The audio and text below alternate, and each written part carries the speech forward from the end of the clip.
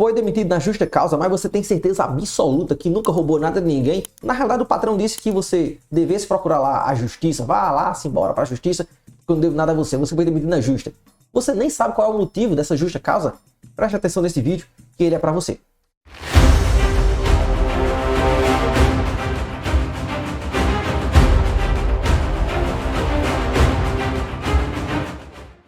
Senhoras e senhores, eu sou o advogado Maicon Carvalho, advogo em favor dos trabalhadores há uma década e meia, e nesse vídeo a gente vai tratar acerca da justa causa. Afinal de contas, o que é a justa causa?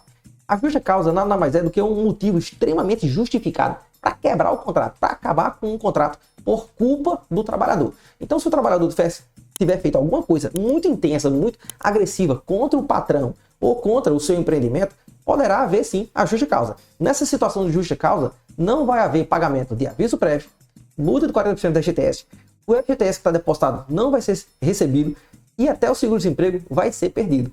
Então preste atenção quais são os motivos que podem dar uma justa causa e nunca cometa nenhum deles. Número 1, é o mais conhecido. Ladrão, roubou! Ladrão! Ladrãozinho! Ladrão! Isso aí é o ato de improbidade. É uma palavra bonita para dizer exatamente isso que eu acabei de falar. O ato de improbidade é um negócio que não tem condições de segurar o contrato de jeito nenhum. O patrão foi roubado, como é que ele vai contar com o empregado de jeito? Então, nessa situação, o ato de improbidade, quando há a quebra da confiança, não tem mais condições de continuar com o contrato de trabalho. Então, esse é o mais comum, mas ele não é mais o único, não. Ele nunca foi o único, ele é apenas um dos mais importantes. É um dos que mais acontecem. Uma outra situação que pode acontecer é incontinência de conduta. É mais outras palavras bonitas. O que seria essa incontinência de conduta? Imagina lá aquela situação que aconteceu há pouco tempo lá em São Paulo, onde um casal estava praticando ato libidinoso dentro do trabalho. Foi ótimo. Uma situação como essa não tem condições. A empresa inteira fica desmoralizada porque esse ato de incontinência, de má conduta, de mau procedimento foi feito na empresa. A empresa ficou maculada, então não tem condições de continuar com trabalhadores nessa situação. Então, caberia também uma justa causa. Item 3. Negociação habitual sem a concordância do patrão. Imagine que você, por exemplo, trabalha numa loja de roupas e ao invés de vender as roupas da loja do patrão, você está vendendo roupas do concorrente do patrão. Observe nessa situação, o patrão está comprando a sua hora para você vender as roupas dele. E se você vende roupas da concorrência, o patrão vai acabar quebrando. Então não cabe essa negociação habitual. É claro que se o patrão ele aceitar, você está lá, por exemplo, vendendo cachorro quente, docinho, refrigerante, se ele concordar, não tem nenhum problema. Mas se há uma negociação habitual e é contra o negócio do patrão, poderá também ser uma justa causa. Número 4. Condenação criminal. Não é qualquer tipo de condenação. Algumas vezes a pessoa pratica algum ato inadequado na sua vida, onde a justiça criminal diz, olha, o teu ato aqui foi criminoso, mas não é um negócio tão grave assim. Eu vou te dar uma suspensão condicional da pena, eu vou te dar uma suspensão condicional do processo. Nessa situação, o empregado ele não chegou a ser afastado da empresa. Ele continuou todo o processo na rua e até o cumprimento da pena vai ser feito também na rua. Então não justifica que a pessoa seja demitida no ajuste se ela está tendo condições de trabalhar. Mas, se ela foi condenada a 10 anos de cadeia, como é que ela vai continuar trabalhando se ela vai estar presa? Não tem condições. Então, numa situação de uma condenação onde a pessoa precisa realmente ficar reclusa, aí sim vai haver a possibilidade de haver a justa causa. A demissão da pessoa sem pagar as verbas que eu acabei de falar lá no início. A quinta forma costuma ser faltar habitualmente. É o que a justiça chama lá de desídia. Essa palavra bonita significa ficar faltando. A pessoa não tem a habitualidade correta no trabalho. Observe que uma única vez de falta na vida não vai fazer tanta diferença no patrão. Se a empresa tem muitos trabalhadores e fazem aquele trabalho, um único faltando não vai fazer diferença. É totalmente diferente de um médico, por exemplo, cardiologista, tá lá no hospital, mas do nada desaparece do plantão. Chega uma pessoa com um problema cardíaco e falece em razão da falta injustificada, do desaparecimento daquele médico. Nessa situação, uma vida foi ceifada. Então vai caber sim a justa. Mas em regra, uma única falta não vai dar a justa causa não. A ideia da habitualidade, a ideia de a pessoa ser demitida por causa disso, é ela mostrar que realmente não está interessada em fazer aquele trabalho dentro daquela habitualidade, dentro daquela jornada que foi estabelecida para ela. E aqui é bem interessante porque a própria lei diz que se a pessoa falta tantos dias, não vai ter tantos dias de férias. Se a pessoa falta mais do que 30 dias, em teoria já tirou férias. Então, observe, se existe um dispositivo de lei, que eu vou deixar aqui a tabelinha para você conferir, dizendo que a depender da quantidade de faltas, você vai perder as férias, então, pela lógica, não caberia justa causa de imediato. tem que se ter essa ponderação. Se a pessoa já está perdendo as férias, que é um direito dela em razão das faltas que ela está tendo ao longo do ano, então por que haveria justa causa também? Aqui é bem interessante quando eu falo isso pela seguinte razão.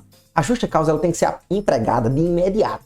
Se o trabalhador faz uma coisa errada hoje e o patrão só vai punir daqui a 6 meses quando ficou com raiva dele ou então quando está querendo demitir sem justa e aí inventa, olha lá, 6 meses atrás tu fez isso para demitir agora. Não pode não. A justa causa ela tem que ter a imediatidade, tem que ser realmente de imediato.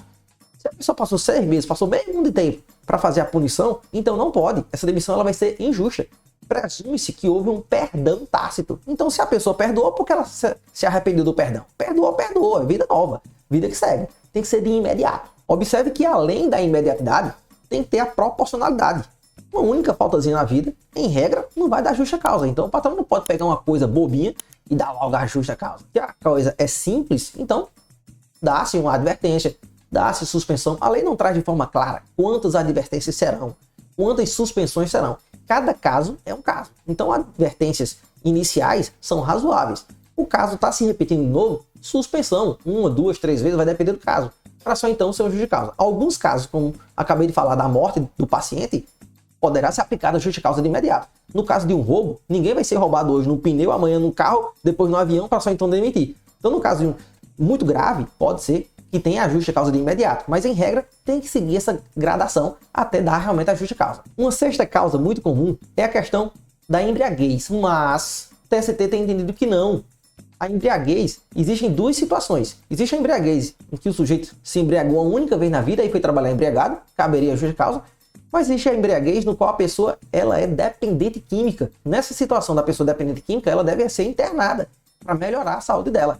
Observe que ela não está fazendo aquilo porque ela realmente quer. Ela está fazendo porque o psicológico dela necessita da cachaça. Me dá um merda. Então, nessa situação, ela vai ser afastada. Ela não vai perder o emprego. Não vai haver a justa causa. Mas sim um afastamento previdenciário para ela se tratar.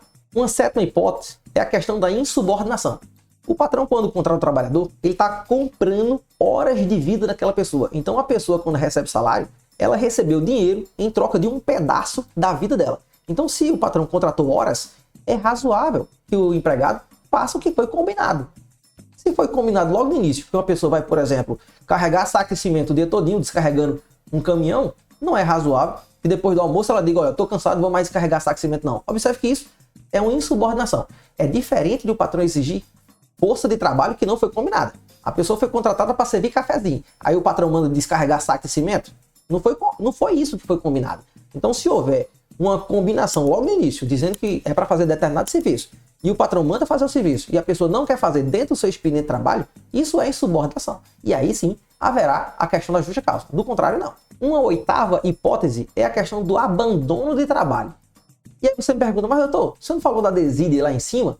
A desídia é quando você falta um dia, é quando você atrasa o horário, você quer sair mais cedo, é aquele trabalho moroso. O abandono não.